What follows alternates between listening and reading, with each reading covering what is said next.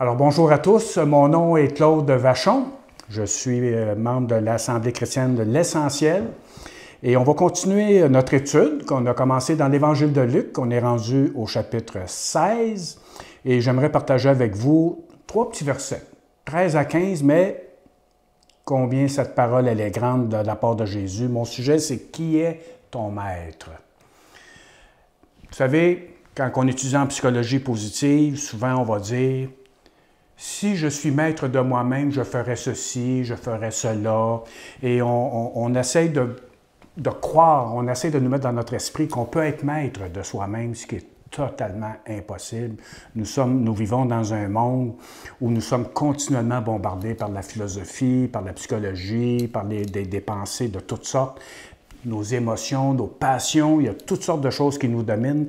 Et Jésus, ici, dans ce texte, va parler d'un sujet bien précis, d'un maître qui domine non seulement nos vies, mais qui domine tout le système dans lequel nous sommes, que ce soit le système politique, religieux, économique.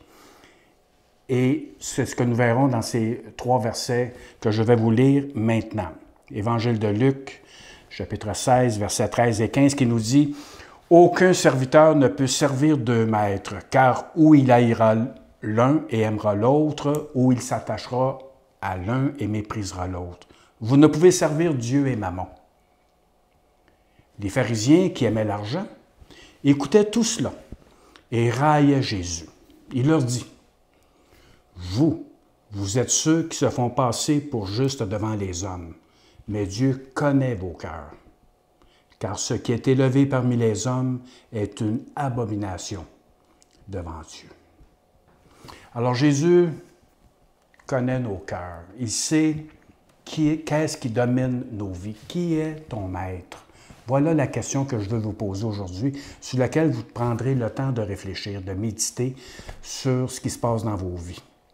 Il est impossible, si je me fie au verset 13, quand Jésus dit « Aucun serviteur ne peut servir 2 maîtres, car où il haïra l'un et aimera l'autre, ou il s'attachera à l'un et méprisera l'autre. Vous ne pouvez servir Dieu et Mammon. Il nous est impossible de plaire à Dieu et aux hommes en même temps. Je ne peux pas avoir 2 maîtres. Il n'y en a qu'un seul qui peut agir dans ma vie. Cherchez à servir 2 maîtres. Quand j'ai 2 maîtres qui sont devant moi et qui demandent mon attention, ce que ça provoque, ça divise ma personne, ça divise mes pensées, mes émotions. Je suis tiraillé. Ça apporte des soucis.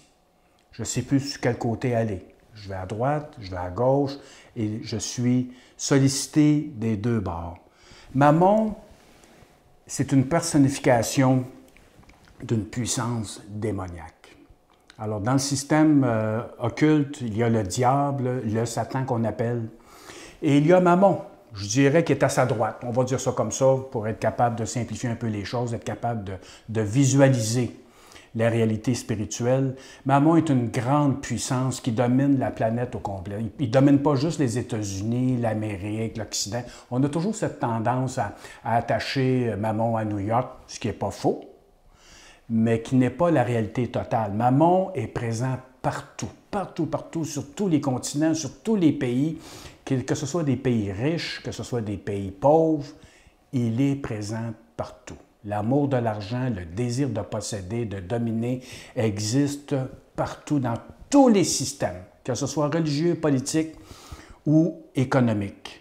Et cette puissance démoniaque, ce qu'elle cherche à faire, c'est de s'emparer de nos âmes, de s'emparer de nos vies, de nous dominer, de nous préoccuper, de prendre nos pensées, de prendre possession de nos pensées pour nous fixer des objectifs, des buts, pour occuper le temps, occuper nos vies, au lieu de chercher la réalité des choses, la profondeur de la vie, la raison de mon existence que me suis posée pendant de nombreuses années, en particulier dans mon adolescence et quand j'étais un jeune homme et que je me cherchais beaucoup.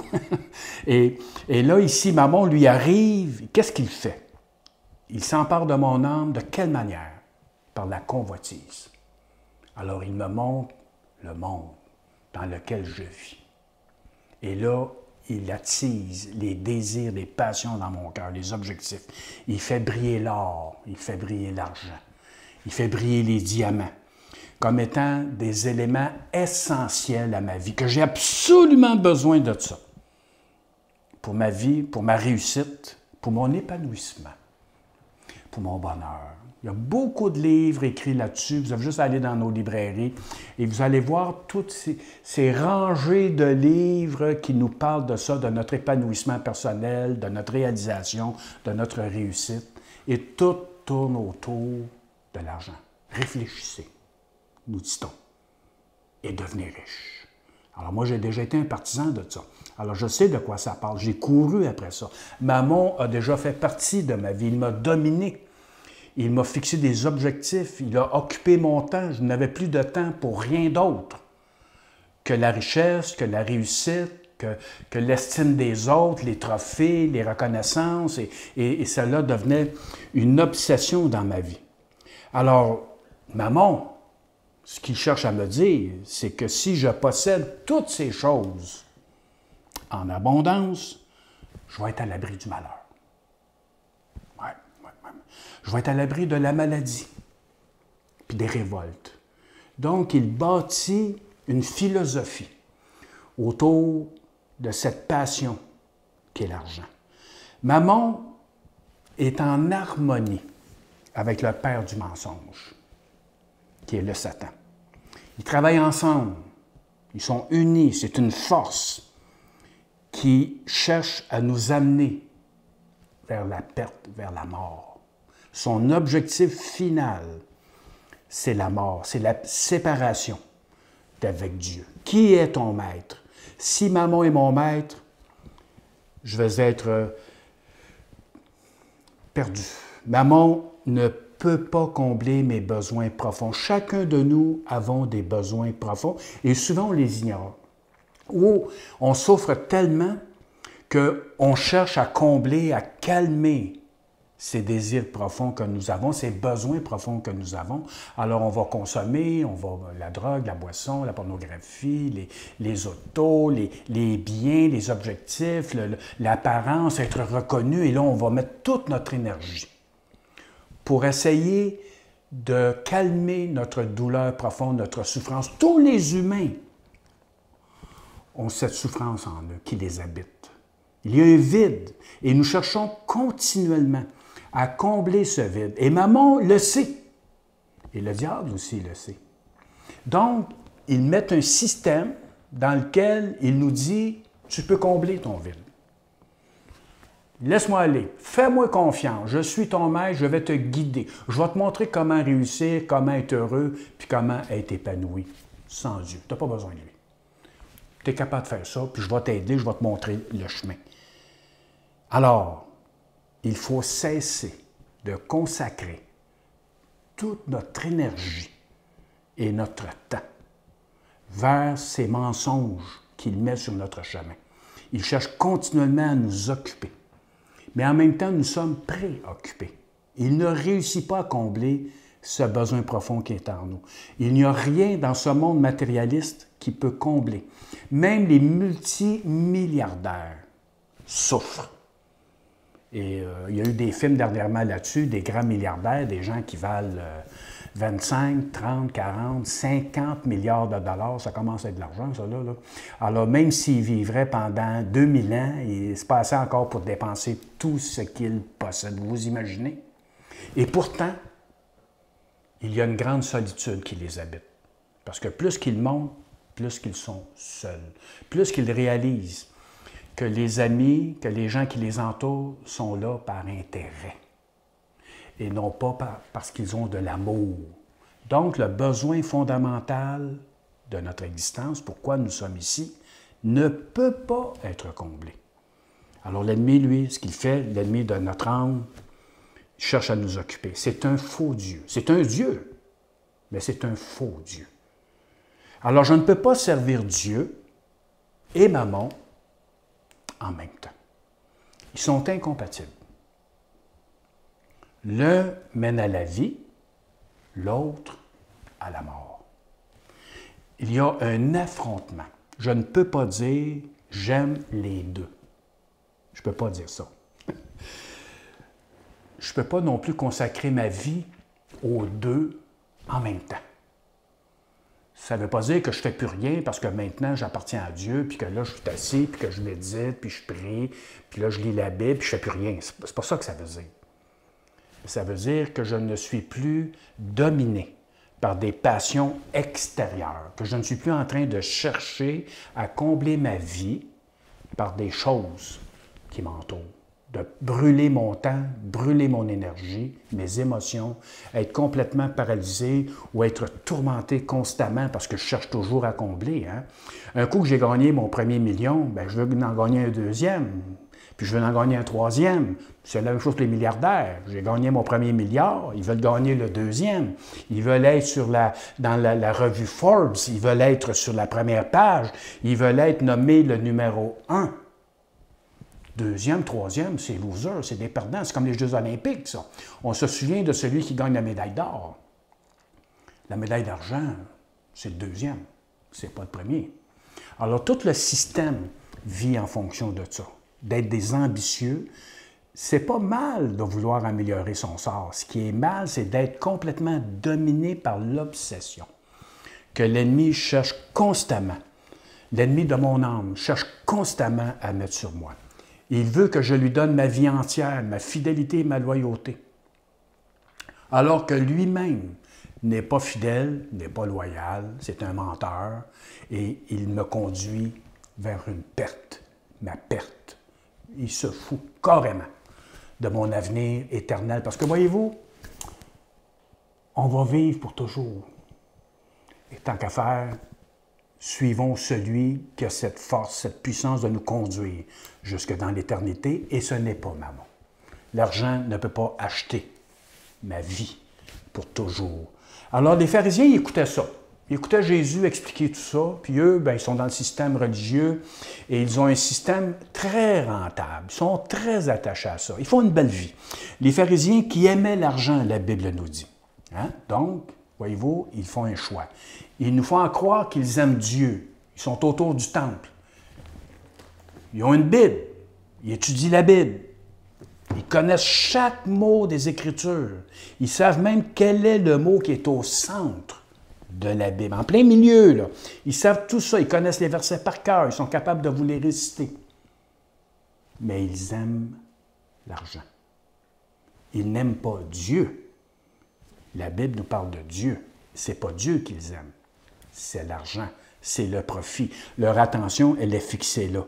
Et écoutant tout cela, ils raillaient Jésus. Alors les chefs religieux sont là, autour de Jésus, dans leur beau temple. Ah, ils ont un beau temple. Ah, c'est beau, là. Ah. Les gens regardaient ça, là, c'était une œuvre d'art extraordinaire. Ça faisait partie des merveilles du monde.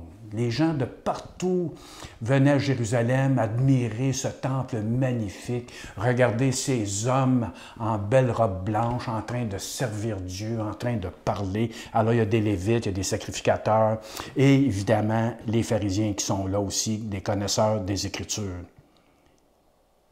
Ils sont amis de l'argent. Ce ne sont pas des amis de Dieu, même s'ils parlent de Dieu. Même s'ils parlent de la Torah, même s'ils semblent très pieux, qu'ils lavent leurs mains, qu'ils sont très minutieux, qu'ils font attention à ce qu'ils regardent, ils aiment beaucoup se faire regarder en passant. Ça aussi, ils sont obsédés par ça. Ils aiment ça se faire appeler père. Ils aiment ça se faire appeler directeur, se faire appeler maître. Ils aiment ça être assis en avant sur l'estrade avec les fleurs, puis paraître. Ils aiment ça avoir les spots.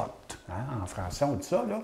Alors, sur eux, être éblouissants, éclatants. Ils sont beaux, sont chaînés, bien peignés, bien maquillés, ils sont prêts.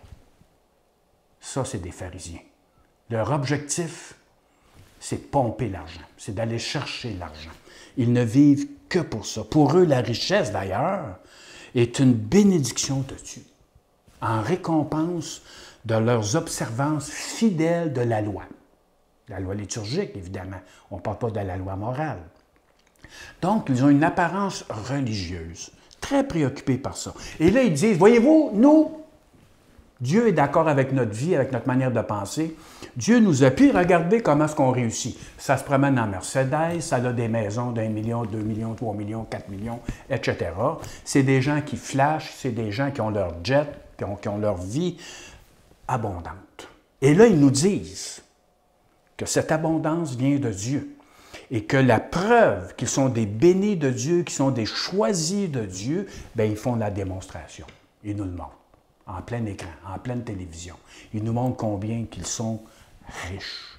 Ils ne se cachent pas. Ils sont comme ça, parce qu'ils sont convaincus que c'est une bénédiction. Donc, ils méprisent Jésus. Ils le rejettent, ils ricanent. Ils lui lèvent le nez, bien sûr. Ils se moquent de lui, pourquoi? Parce que Jésus est pauvre. Jésus n'est pas en Mercedes.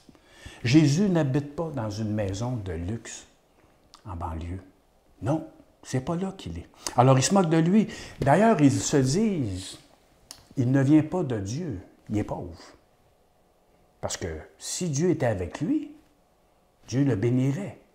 Il n'aurait pas besoin de dépendre des autres pour accomplir son ministère, puis de vivre, hein, parce qu'il vivait. Jésus n'avait même pas un endroit où reposer sa tête.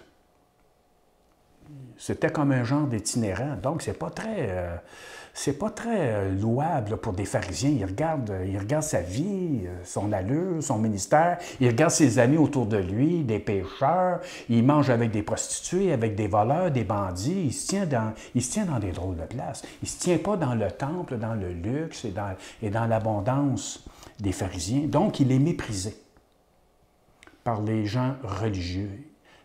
Soyons attentifs, soyons à l'écoute. Le Christ n'avait ni beauté ni éclat pour attirer nos regards. Il ne cherchait pas à attirer les gens par leur voiture, par sa maison, par son temple gigantesque, énorme, qui n'a pas de sens. C'est comme, ben voyons.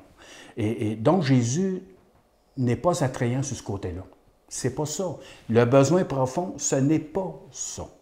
Mais on sait que ce genre de ministère fonctionne parce que les gens aiment l'argent. Donc, quand ils entendent quelqu'un qui dit « Si tu viens à Dieu, tu vas devenir riche, puis tu ne seras plus malade », bien, c'est sûr que c'est attirant. Parce que la chair, c'est ce qu'elle veut. Elle, là, nous, là, c'est ce qu'on veut, être riche, être en santé, puis réussir.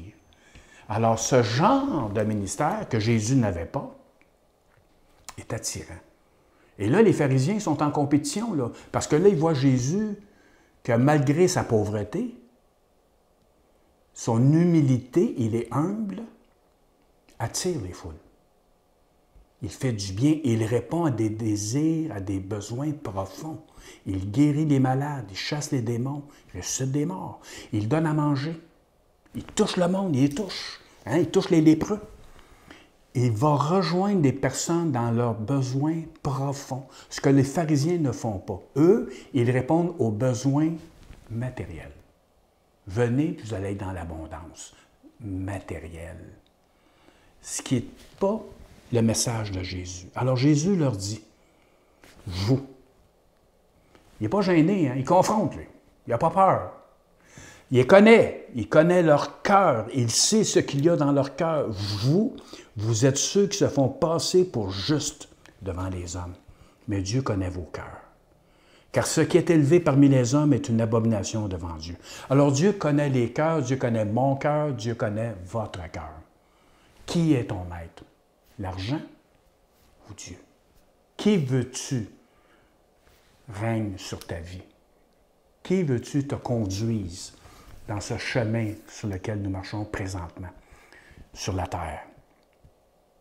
Alors Jésus traverse le paraître, parce que là, les pharisiens ont de l'air pieux. Ça a de l'air vrai, leur affaire. Puis il va passer à travers ça.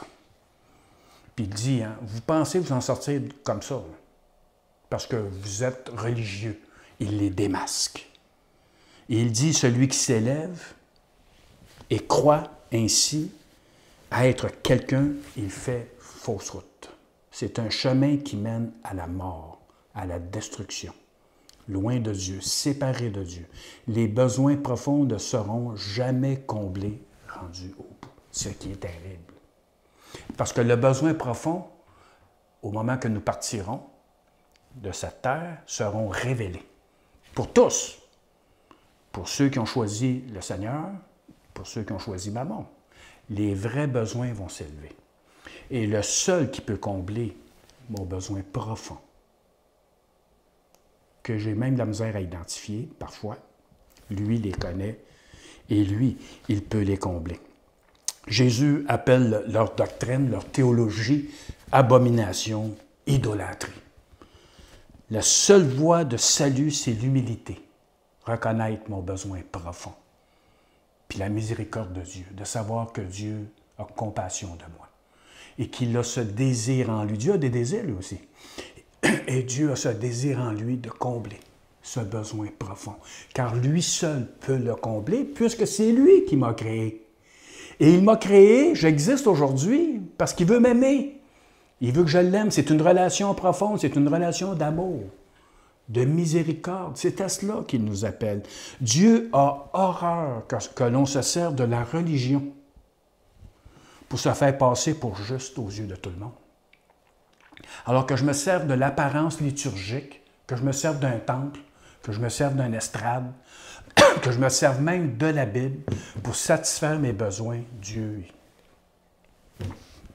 a son horreur. Il rejette ça. Mais voici la bonne nouvelle. Il est possible, qui est ton maître? Il est possible aujourd'hui, maintenant, de dire, moi là, je crois que Jésus est le maître de l'univers. Je crois qu'il est mort pour mes péchés, qu'il est ressuscité, qu'il a versé son sang pour moi, qu'il est vivant, qu'il est le maître dans tout l'univers. C'est lui que je veux suivre, car lui seul a ouvert la porte pour me conduire jusque dans l'éternité. Il est l'unique. Il est le Fils unique, le seul qui a cette force, cette puissance, cette autorité de prendre ma vie telle que je suis et de m'amener jusque dans la cité céleste. Alors, mon ami, je t'invite aujourd'hui à ouvrir ton cœur et à dire une prière très, très simple. C'est rien de compliqué, hein? Très simple. Seigneur, c'est toi mon maître. Je me place sous ton autorité. Et en faisant cette prière, en disant « Je me place sous ton autorité », vous êtes en train de dire « Je vais ouvrir l'Évangile, lisez l'Évangile, les 4 évangiles, lisez-les, et placez-vous sous l'autorité de la parole de Jésus. Dites « Je crois ce que Jésus dit. Il est vivant, il est ressuscité, c'est la preuve qu'il est le Fils de Dieu. Et Seigneur, je vais te suivre. » Et en le suivant, vous savez quoi? Vous allez finir dans la cité de Dieu. Il va vous conduire. Il vous aime, il a compassion de vous. Et comme je vous ai dit, il connaît vos besoins profonds, ce que Mammon ignore. Et lui, Mammon ne peut pas me combler. Donc, je me détourne, consciemment. Je me détourne de Mammon parce que je sais maintenant qui il est. Et je me tourne vers le Seigneur Jésus, qui est ma vie, qui est venu pour moi, qui est venu pour toi. Et tu peux le faire maintenant, dans son nom béni. Sois heureux et que tu marches avec lui dès maintenant. Et tu peux continuer à nous suivre sur l'essentiel avec un c.ca. On a des blogs et régulièrement, nous allons continuer notre ministère sur YouTube. À la prochaine. Que Dieu vous bénisse. Amen.